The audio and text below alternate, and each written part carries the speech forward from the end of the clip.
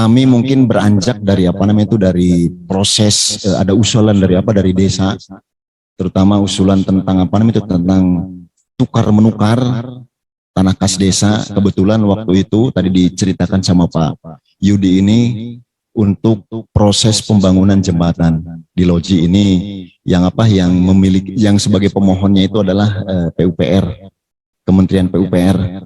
Berarti ini masuk ke kategori untuk kepentingan umum. Namun barangkali mungkin sebelumnya ini biar nanti kita lebih ini slide bisa dilihatkan bahwa tukar menukar ini sebenarnya ada 3 ya. Tukar menukar untuk kepentingan umum, kemudian yang kedua bukan untuk kepentingan umum, yang ketiga selain untuk kepentingan umum dan bukan kepentingan umum. Tapi ketika kita lihat ya satu persatu, ternyata proses di desanya ini hampir mirip sama seperti itu Pak. Hampir mirip sama. Next. Nah, untuk kepentingan umum kita tahu sendiri Pak bahwa ini diatur di dalam pasal 33, 34, 35, 36, 37, 43 dan 44. Di pasal 34 nih khusus di ayat 1 huruf A, kepala desa menyampaikan surat kepada bupati wali kota terkait hasil musyawarah Pak.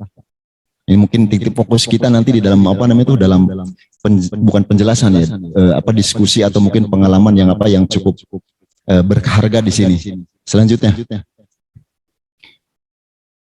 Kemudian masih tetap di pasal 35 pun kita menyoroti hasil musyawarah desa Pak. Lanjut. Nah, ada peraturan pemerintah nomor 19 tahun 2021. Sebenarnya tanah untuk kepentingan umum itu terdiri dari beberapa item sih. Terdapat di PP nomor 19 tahun 2021 di pasal. Coba next berikutnya pasal 2. Ada 24 item. 24 item nih. Yang sebelumnya ini kalau nggak salah ada 20 item, sekarang dan PP yang baru ada 24 item. Berarti ketika misalkan tanah itu yang dimohon oleh pemohon di luar 24 item ini, berarti kategorinya itu bukan kategori untuk kepentingan umum Pak. Lanjut. Mekanisme seperti apa? Saya kira ini ilustrasi untuk mempermudah kita bagaimana kita mengawal mengawal proses di desa. Ada pemohon, kemudian ada termohon, kemudian next setelah itu dari desa kemana, kemudian dari kabupaten, kemudian ke provinsi dan sebagainya. Next. Nah, ini yang bukan untuk kepentingan umum sebenarnya tinggal dibuka saja karena peraturannya sama seperti itu. Nanti kita akan di slide yang ke berapa itu nanti kita akan lebih jelas. Next. Pasal 39 terus pasal 40 juga yang mengatur tentang bukan kepentingan umum. Lanjut. Saya kira Bapak-bapak sudah menerima ini ya? Menerima bahan fotokopinya enggak? Enggak, oke. Lanjut. Ini alur mekanisme untuk bukan kepentingan umum. Kalau bukan untuk kepentingan umum itu terakhirnya itu harus ada persetujuan Menteri Dalam Negeri. Next. Nah ini Pak. Hal yang perlu kita perhatikan dalam tukar menukar. Yang pertama para pihak. Siapa pihaknya? Pasti ada yang memohon. Yang memohonnya siapa? Tergantung kepentingannya Pak. Ada orang perorangan, ada perusahaan. Kemudian ada yang termohon. Termohonnya siapa? Tentunya yang termohonnya itu pemerintahan desa. Ada yang memohonnya, ada yang termohonnya. Yang memohonnya berarti pihak pemohon siapa? Tergantung tergantung kepentingannya. Kemudian termohonnya siapa? Termohonnya tentunya pemerintahan desa. Terus ada objek tukar menukarnya. Objek tukar menukarnya tentunya tanah kas desa. Ya, kita tahu bahwa tanah kas desa itu ada ex bengkok ya, semuanya itu kan masuk ke tanah kas desa. Kemudian titisara juga masuk ke kategori tanah kas desa, kecuali mungkin tanah pengangonan Pak. Kalau tanah pengawanan tuh masuk tanah negara seperti itu ya. Sehingga kita harus tahu mana tanah apa namanya tuh tanah kas desa. Nah kemudian ini yang paling utama itu adalah bukti Pak, bukti kepemilikan. Ada objek tukar menukar, kemudian buktinya apa? Contoh begini, ada perusahaan yang memohon satu bidang tanah kas desa ke desa. Kemudian desa menyampaikan ini ada bidang tanah, bahwa tanah ini adalah tanah Titisara. Kemudian kita, dari mana kita percaya bahwa itu adalah tanah Titisara Pak? Kita harus tahu buktinya. Yang pertama mungkin indikasinya nih, tercatat tidak di dalam apa namanya, di dalam peta. Saya kira mungkin di desa itu ada peta apa Pak? Peta zaman dulu ya, namanya peta girik. Kalau desanya masih betul-betul memelihara arsip. Kalau tidak ada yang namanya peta rincik. Peta rincik adalah peta ini, peta bidang-bidang SPPT. Ya. Itu sebagai apa? Sebagai dasar awal. Kemudian selanjutnya Pak, kalau misalkan tanah kas desa itu sudah disertifikat, berarti itu bukti ya, bukti yang paling utama, sertifikat. Nah kemudian kalau misalkan tidak ada lagi, minimalnya mungkin surat keterangan, gitu kan? Surat keterangan dari desa. Dan kalau untuk tanah kas desa harus tercatat di dalam buku catatan tanah kas desa. Ada dalam buku catatan tanah kas desa. Pengalaman saya Pak, ketika desa yang memohon tukar menukar, saya bilang, Pak Kuwu, saya lihat apa yang bisa saya percaya bahwa itu adalah tanah kas desa. Ketika disampaikan Pak, dia tidak memiliki bukti apapun. Sehingga apa? Katanya. Sehingga harus ditelusuri ke BPN, harus ditelusuri ke apa namanya itu, ke desa induknya. Kalau misalkan desa tersebut itu adalah desanya desa pecahan Pak, desa pemekaran. Kemudian musyawarah desa yang tadi mungkin sudah sepintas saya saya sampaikan bahwa ini adalah titik krusialnya musyawarah. Karena di dalam untuk kepentingan umum atau bukan untuk kepentingan umum, yang terakhirnya itu adalah kepala desa menyampaikan permohonan izin ke bupati dengan melampirkan hasil musyawarah Pak. Kemudian ada hasil ukur BPN. Nah sekarang begini Pak, kalau SPPT itu kira-kira mutlak tidak luasnya di SPPT dengan kenyataan? Kebanyakan tidak, betul tidak Pak ya? Sehingga pada saat nanti akan dihitung oleh tenaga penilai, ini harus betul-betul sudah diukur oleh BPN. Nanti ada bukti hasil ukur BPN, nomor induk bidang berapa, luasnya berapa. Sehingga itu nanti akan dijadikan patokan dasar penilaian oleh appraisal. Karena di dalam ada tadi sepintas di dalam permen nomor berapa itu harus berdasarkan atas penilaian tenaga appraisal. Kemudian tentunya setelah diukur sama BPN itu apa sih bukti setelah diukur itu? Pasti ada titik-titik tanda patok, baik itu patok sementara ataupun patok yang diterbitkan sama BPN. Kemudian pasti ada hasil penilaian dari dari tim penilai independen, yaitu appraisal, yang mana nanti harus disepakati antara kepala desa dengan si pemohon. Kemudian rencana penggunaan Pak, si pemohon memohon kepada desa mau digunakan untuk apa? Itu nanti akan masuk, mungkin ini ke kategori mana nih? Apakah kategori kepentingan umum atau kategori bukan kepentingan umum? Itu ya. Ini sebenarnya dari hal-hal ini kita nanti bisa bisa merunut ini kira-kira dokumen mana yang harus dilengkapi, gitu kan? Saya mencoba mengilustrasikan nih dari awal tadi saya mengilustrasikan seperti ini. pada saat pertama kali ada perusahaan yang memohon ke desa, tentunya berarti ada surat, Pak, surat permohonan dari perusahaan itu ke desa untuk memohon sebidang tanah, gitu ya, atau untuk memohon beberapa bidang tanah yang diperlukan oleh perusahaan untuk apa?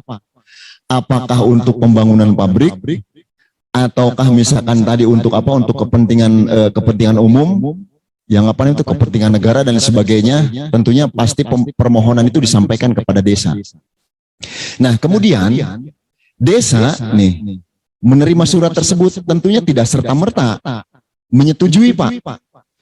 Kepala desa ini menerima, nanti mencatat di dalam apa namanya, di dalam buku catatan surat masuk bahwa mereka menerima surat permohonan tanggal berapa dan direncanakan untuk melaksanakan musyawarah desa. Dari permohonan tersebut nanti desa yang apa namanya itu melalui kepala desa ini berkirim surat ke tentunya ke unsur-unsur pemerintah desa ya. Ada ke BPD, kemudian ada ke LPM, ke tokoh-tokoh masyarakat untuk melaksanakan musyawarah. Musyawarah untuk apa? Tentunya untuk merumuskan atau menyetujui atau tidak dari pemohon yang akan memohon tanah kas desa. Singkat cerita, ketika misalkan musyawarah itu dia menyetujui untuk dilepas, musyawarah menyetujui untuk dilepas. Kemudian nanti harus ada catatan pada saat apa? Pada saat musyawarah tersebut, kepala desa harus menugaskan juru tulis nih, mencatat hasil dari apa? Hasil dari notulensi rapatnya. Misalkan tokoh yang mana dia berpendapat seperti apa, itu harus menjadi apa? Menjadi catatan musyawarah. Sehingga itu nanti akan menjadi dokumen dokumen yang ada di desa. Kemudian setelah ada kesepakatan di dalam musyawarah tersebut, kepala desa melakukan persetujuan dengan pihak pemohon untuk menunjuk kantor jasa penilai publik, Pak, kantor jasa independen untuk menilai tanah kas desa, gitu ya, untuk menilai tanah kas desa. Namun sebelum tanah kas desa itu dinilai oleh kantor jasa penilai publik tadi, bahwa tanah kas desa itu harus diukur dulu, Pak, luasannya berapa, gitu kan? Sehingga ini akan menjadi nilai untuk mencari tanah pengganti sesuai dengan nilai yang sama minimal atau lebih, gitu kan? Bahasa di peraturan Menteri Dalam Negeri seperti itu. Kemudian setelah tanah kas desa itu didapatkan hasil hasil pengukuran BPN-nya, kemudian ada hasil penilaiannya. Kemudian ketika tanah penggantinya belum ada, itu bisa atas dasar musyawarah pemerintah desa bersama-sama pemohon untuk mencari tanah, diutamakan lokasinya di wilayah desa itu, Pak. Kenapa di wilayah tanah desa itu? Tentunya karena desa itu memiliki perencanaan yang cukup luas. Pasti desa memiliki rencana bagaimana di dalam tata ruang desa ini, mana kira-kira wilayah yang akan dijadikan perluasan pemukiman, kemudian mana kira-kira di wilayah desa itu yang akan dijadikan tempat untuk peningkatan pendapatan asli desa, sehingga desa mencari tempat calon tanah pengganti ketika tadi pemohonnya itu belum menyodorkan tanah pengganti. Kemudian setelah didapatkan calon tanah pengganti, Pak, berarti nanti calon tanah pengganti ini diukur lagi oleh BPN, sehingga muncul luasan dan dihitung lagi oleh appraisal, sehingga ada pembanding. Ketika misalkan nilai tanah penggantinya itu lebih kecil daripada nilai tanah kas desa, berarti desa dengan pemohon harus mencari lagi tanah, sehingga nanti nilainya itu harus lebih, minimal sama harus lebih, bahasanya minimal sama harus lebih dengan nilai tanah kas desa. Nah, selanjutnya setelah ada kesepakatan, misalkan tadi hasil penilaiannya, taruh singkat cerita, misalkan tanah penggantinya ini nilainya lebih besar daripada nilai tanah kas desa. Itu dimusyawarahkan kembali. Hasil penilaian dan lokasi tanah penggantinya ini dimusyawarahkan lagi oleh kepala desa bersama masyarakat. Ketika masyarakat setuju, berarti nanti ketua BPD membuat surat persetujuan, Pak, bahwa BPD menyetujui ada beberapa bidang tanah calon pengganti untuk mengganti tanah kas desa. Selanjutnya setelah setelah BPD menerbitkan surat persetujuan atas dasar musyawarah yang kedua, misalkan musyawarah yang kedua kesepakatan tentang rencana calon tanah pengganti dan kesepakatan tentang besaran nilainya, persetujuan BPD, kemudian kepala desa membuat surat bahwa kepala desa pun menerbitkan izin untuk melaksanakan rencana tukar menukar. Nah, selanjutnya setelah proses itu, Pak, dari awal, dari pemohon, kemudian musyawarah ada, terakhir kepala desa mengirimkan surat kepada bupati dengan melampirkan dokumen-dokumen tadi. Yang pertama dokumen musyawarah desa, kemudian hasil ukur BPN, kemudian hasil penilaian appraisal, dan jangan lupa data bukti kepemilikan dari objek tukar menukar tersebut. Kemudian setelah desa berkirim surat ke Pak Bupati, gitu ya, berarti nanti bagian kabupaten melakukan verifikasi, gitu ya. Biasanya kalau di kami seperti ini, Pak, ketika ada permohonan tukar menukar ke Pak Bupati ini selalu membuat disposisi untuk dikaji, gitu kan. Sehingga kita lihat nih, kita mungkin sudah beralih ke proses di kabupaten nih. Coba next slide-nya. Nah, ini uraian di tingkat desa tadi sudah sepintas saya jelaskan, Pak, ya. Ada pemohon nomor 1 nih, ada pemohon. Kemudian pemohon menyampaikan surat permohonannya dengan melampirkan dokumen perencanaan, Pak. Dokumen perencanaan pemohon, ada maksud dan tujuan, kemudian gambaran umum mau seperti apa, kemudian kebutuhan lahan dan sebagainya. Dan bila perlu sejak awal disampaikan kepada kepala desa, pemohon itu melampirkan juga izin lokasi.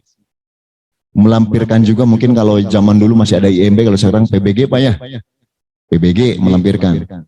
Kemudian melampirkan juga penetapan lokasi dari BPN. Jangan sampai nanti ada pada saat memohon perusahaan ternyata tanah kas desa itu tidak masuk di dalam penlok. Tidak masuk di dalam penlok BPN. Nah, kemudian dokumen pendukung lainnya itu tadi yang saya sebutkan, izin lokasi, kemudian IMB, kemudian kesesuaian tata ruang, ini akan lebih bagus. Jadi si pemohonnya itu sudah berkirim surat mencari informasi ke kabupaten. Kemudian yang kedua, kepala desa menindaklanjuti dan melakukan musyawarah desa, Pak, ya. Nih, sepintas lagi dikupas. Kemudian yang nomor 3, berdasarkan hasil musyawarah, BPD menerbitkan persetujuan. Kemudian selanjutnya kepala desa bersama pemohon melakukan kesepakatan menunjuk kantor jasa penilai publik.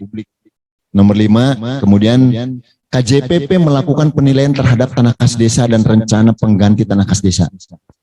Kemudian nomor 6, kepala desa bersama pemohon melakukan kesepakatan terhadap besaran nilai. Kemudian yang ketujuh, berdasarkan poin 1 dan 6, kepala desa menerbitkan izin tukar menukar, rencana tukar menukar tanah kas desa.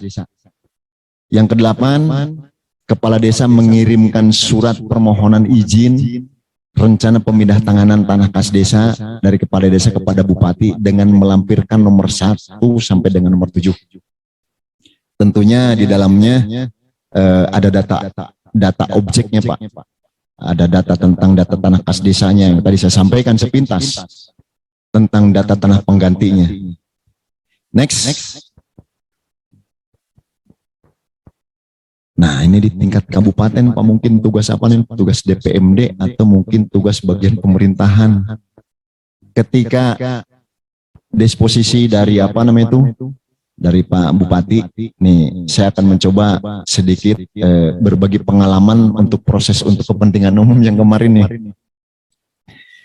Pak Bupati ini memerintahkan kepada kepala bagian pemerintahan melalui sekretaris daerah atau asisten pemerintahan untuk melakukan cross check lapangan, Pak. Surat permohonan dari kepala desa dengan melakukan peninjauan lapangan dan verifikasi. Sebenarnya kalau misalkan Bapak baca di Permen ya, ini berlaku ketentuan ini ketika tanah penggantinya itu tidak ada di lokasi desa, Pak. Tapi saya tidak melihat itu, gitu kan? Untuk pengamanan, untuk pengamanan aset desa, sehingga saya harus melakukan ini. Sebenarnya kalau misalkan tanah penggantinya ada di ada di lokasi desa, saya melakukan peninjauan lapangan kalau saya baca di Permen itu ya. Tapi walaupun lokasinya ada di dalam di dalam desa maupun di luar desa, saya lakukan seperti ini. Kemudian apa yang harus dilakukan? Yang pertama, peninjauan lapangan untuk melihat dan mengetahui secara material kondisi fisik, Pak, lokasi tanah milik desa dan lokasi calon pengganti tanah milik desa dengan melampirkan dokumen peninjauan lapangan. Jadi jangan sampai kita percaya nih di kabupaten, mohon maaf ke Pak Kepala Desa yang hadir ya. Urusan tanah ini cukup pelik sekali, Pak. Jadi harus betul-betul kita kita sangat teliti dan hati-hati sekali. Sehingga kita ke lapangan, cross check bagaimana fisiknya di mana. Setelah kita membaca dokumen-dokumen yang disodorkan gitu ya.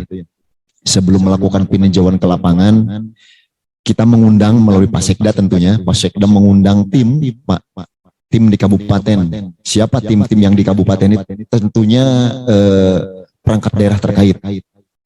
Apa saja perangkat daerah terkait? Yang pertama, ini berkaitan dengan tanah. Kalau di kita ini fungsi pertanahan ada di Dinas Rumkimtan, Pak. Dinas Rumkimtan kita undang.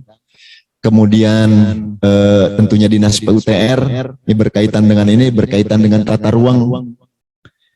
Bapedanya kita undang. Kemudian DPMD tentu kita undang. Kemudian Dinas Pertanian, Pak, kita undang. Kemudian BPN kita undang untuk pembahasan awal sebelum kita turun ke lapangan. Sehingga kita bedah bedah dokumen yang disodorkan oleh desa itu, kita sudah punya bahan dulu sebelum ke lapangan ke desa. Dari sisi tata ruang kita tanya ke PUTR dan Bapeda, apakah ini izin yang disampaikan permohonan dari berkas yang disampaikan oleh desa, perusahaan ini sudah izinnya sudah ada belum, kan gitu kan? DPM PTSP, Pak, ya, perizinan. Kemudian masuk tidak di dalam tata ruang nih. Jangan sampai nanti kita tidak cross check secara data di kabupaten. Ini ternyata wilayahnya itu untuk wilayah pertanian, bukan untuk wilayah industri, Pak. Kan gitu ya. Ketika kita cepat-cepat mengambil keputusan, menyampaikan surat ke Pak Bupati untuk mendapatkan rekomendasi, tapi ternyata ini wilayah tata ruangnya itu bukan wilayah tata ruang ini, tata ruang industri, masuk ke pertanian. Nah, setelah setelah kita rapat yang pertama dari mendapatkan usulan tukar menukar dari desa itu, baru kita merencanakan untuk peninjauan lapangan sekaligus verifikasi data di desa. Sehingga langkah berikutnya setelah rapat di kabupaten, kita melakukan kunjungan lapangan rapat di desa, Pak. Dengan menghadirkan para pihak. Siapa saja para pihaknya? Tentunya yang pertama ada pihak pemohon dan ada pihak yang termohon. Siapa lagi yang terlibat pada saat itu? Ada appraisal, kan gitu ya. Kemudian ada BPN juga yang melakukan pengukuran. Kemudian tentunya ada pihak di kecamatan, pimpinan unsur pimpinan Porkopimcam. Ada Pak Camatnya kita undang, kemudian Pak Kapolseknya, Pak Danramilnya, dan kita undang juga instansi vertikal, Pak. dari apa? Dari kejaksaan. Biasa kita undang itu kasih apa namanya itu? Kasih intel, kejaksaan. Kemudian dari kepolisiannya juga kita undang. Maksudnya apa? Maksudnya biar ini ada apa? Ada rencana proses tukar menukar seperti ini, sehingga ketika orang sudah paham, tidak ada seudon. Karena kebanyakan seudon, Pak. Ketika misalkan kita ada berproses, dikiranya itu apa? Pemerintah ya, yang mengurusi ini, yang mengurusi tukar menukarnya, mengurusi tentang apa namanya itu? Pembebasan tanahnya, mengurusi tentang jual belinya dan lain sebagainya gitu ya. Padahal prosesnya seperti itu. Kita tidak masuk bagaimana kepentingan desa, dia mencari tanah yang strategis untuk desa, kita tidak masuk. Itu urusan desa. Yang penting kita dokumennya itu betul-betul apa? Faktual seperti itu. Kemudian setelah apa namanya itu kita rapat dulu di desa, ketika misalkan di desanya alot Pak ya. Alot pada saat verifikasi data di desa alot masih belum didapatkan data yang faktual. Itu tergantung kebutuhan, bisa sehari, bisa 2 hari. Kalau ternyata data yang disampaikan ke kabupaten udah lengkap Pak, dari apa, dari sisi apa, sisi masukan-masukan dari ini, dari upaya teknis, dan di desa clear and clean, baru kita tentukan waktu kunjungan ke lapangan.